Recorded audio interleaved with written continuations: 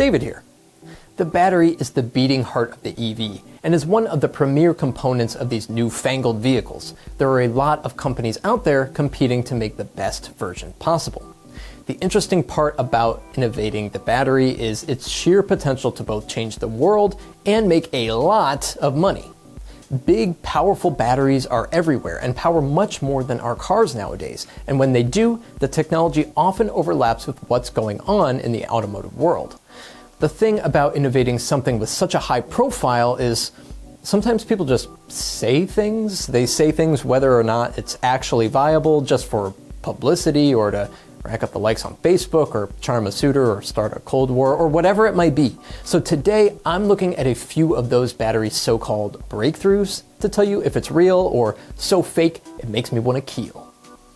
First in the lineup is a new EV battery material that promises a cheaper end product, a lower carbon footprint, and renewable raw materials. Its battery is made of wood. It's real. Okay, so admittedly, it isn't exactly how it sounds. You don't just stick a couple of crocodile clips onto a tree stump, throw it in the bed of an electrified pickup truck, and call it a day. The idea, based on a partnership from renewable products company Stora Enso and battery manufacturer Northvolt, there they are again, is to create a sustainable battery featuring an anode produced using lignin-based hard carbon produced from Nordic forest wood. Lignin is an organic polymer found in plants, so technically these batteries wouldn't be made from wood, but they'd be made using material, the lignin, found in wood. Now, trees are composed of 20 to 30% lignin, and it's one of the biggest renewable sources of carbon anywhere. Sourcing this material in this way, the companies say, would lower both the carbon footprint of the battery and the cost. The companies also believe that EVs wouldn't be the only use case here, as stationary energy storage is also viable. Next up is a technology that could turn skyscrapers, the actual buildings themselves, into essentially enormous batteries that could be used to power cities. It's real. Yes, believe it or not, this is a real idea with some real viability. In a recent study published in the journal Energy, IIASA researchers proposed using gravity to our advantage to use elevators in empty apartments in these very tall buildings to store energy, actually turning them into real batteries. This idea, which the authors call lift energy storage technology, stores energy by lifting wet sand containers, which are transported remotely in and out of an elevator with autonomous trailer devices. Now, to make this work, the power capacity would have to be installed in elevators with regenerative braking systems.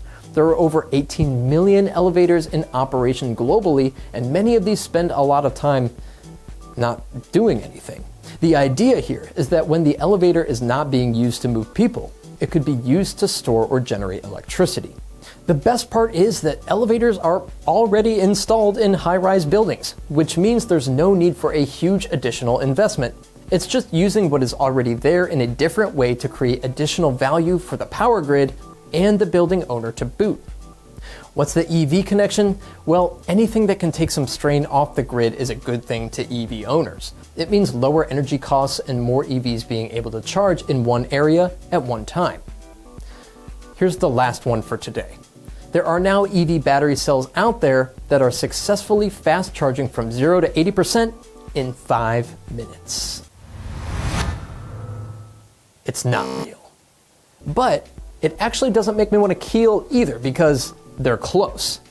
It's true, battery manufacturer Innovating Corporation recently demonstrated the ability of its 0.27 amp hour electric vehicle test cells to charge from 0 to 80% in not 5 minutes, but 5.2 minutes.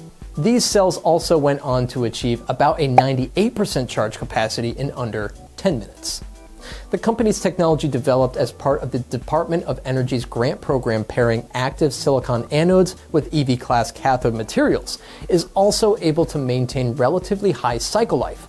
Innovating says its cells surpassed 1,000 cycles while retaining 93% of their capacity.